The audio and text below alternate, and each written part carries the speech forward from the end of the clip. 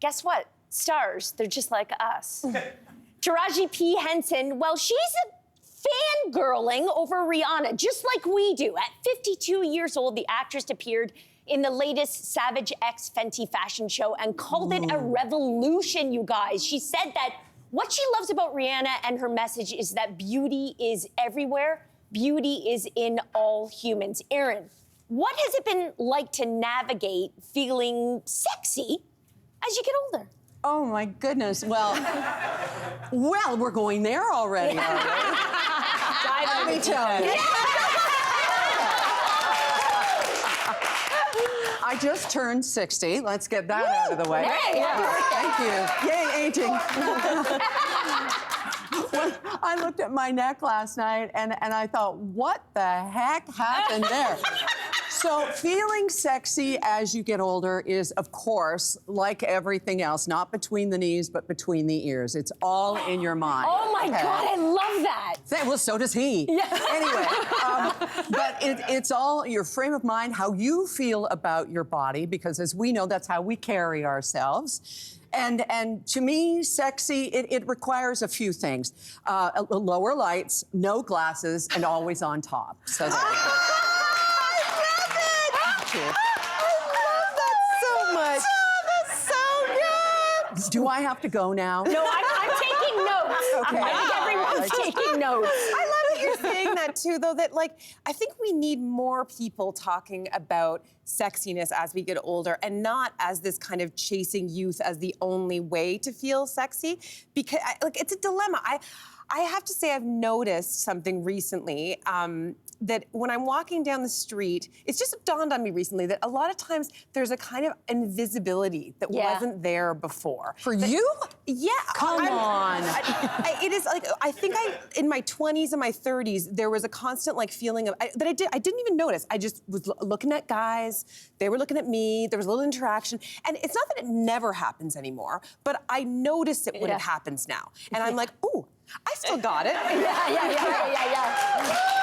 But the thing is that's still an outward, I'm still thinking of how do people see me? And I think what you're speaking to is how do you see yourself? Right. And I haven't quite been able to tease out, like, you know, for so often women are brought up to think about their sexiness in relationship to how other people see them. And that their sexiness is kind of defined on what we see is supposedly sexy. And I think I really want to try to tease out a more nuanced version of that as I get older, a more kind of, I don't know what it is. I just don't want to chase a kind of like, I see it in other people. I see that kind of like, it's what we've talked about with Madonna a bit. I'm not trying to crap on Madonna, but there's a feeling that she's trying to chase a very particular kind of thing that's in a kind of history. And I wonder if it actually is sexy. Yeah. Finish. I'm just going to sum this up by saying I once did an interview with very controversial feminist Camille Paglia, and she talked a little bit about how when you see a person in the public eye who is older and or not at any age, is always fit, is always working, is always busy, it's a bit antithetical potentially to sensuality. That actually the reverse is true. People who are less regimented, who are less like constantly trying to focus on their body, focus on their look, that they might be a little bit more in their bodies and in their sexuality. Like this me. is more of a TED Talk, and I'm sorry. I'm sorry. No, I loved it. I loved everything you're saying, and I what's the word I'm looking for? I react to you. I appreciate you. I love you. And that resonated. That's the word. That resonated with me because I feel like in the last few years, my body and my sensuality has been so low down on the totem pole, and I haven't been sad about it. Like, oh my God, I'm not sexy. It's sort of like this thing that this body is just something that contains a lot of other stuff that I'm really interested in. But seeing the photos of this show, it actually, I feel like I'm waking up out of a hibernation. Like I saw these women, 50 and 60-year-old women, and it's, you know what it is for me? The bras, those new bras that have the little thing there. You're looking, you know what I'm talking about, don't you? It's got a little black line here, and I was like, oh, I want to try that on.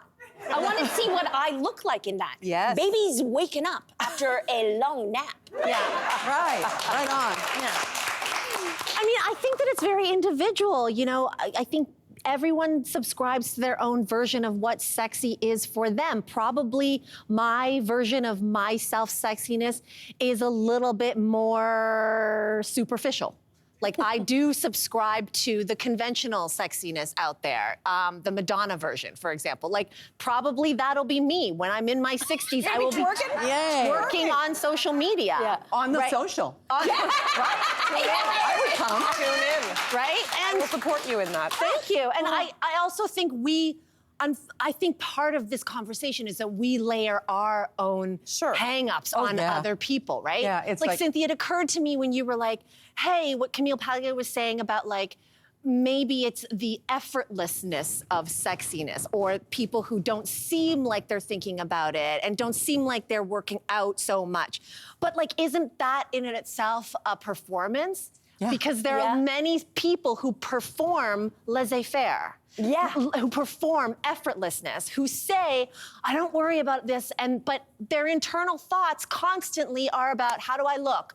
Do I need to hit the gym? What did I eat today? How do I look like I don't care? Yeah, like what exactly. So what is that, It's right? complicated. It is complicated. Yeah. Yeah, when really all they want is that you show up naked. You know? We put all this thought into it, but it's again, what's up here? Yeah. And the rest doesn't hurt, but it's true. It is true. It's true. Hey there, wasn't that great? Do you know where you can find some equally good content? Our YouTube page. It's filled with discussions, debates, and some laughs. Head there now, like and subscribe.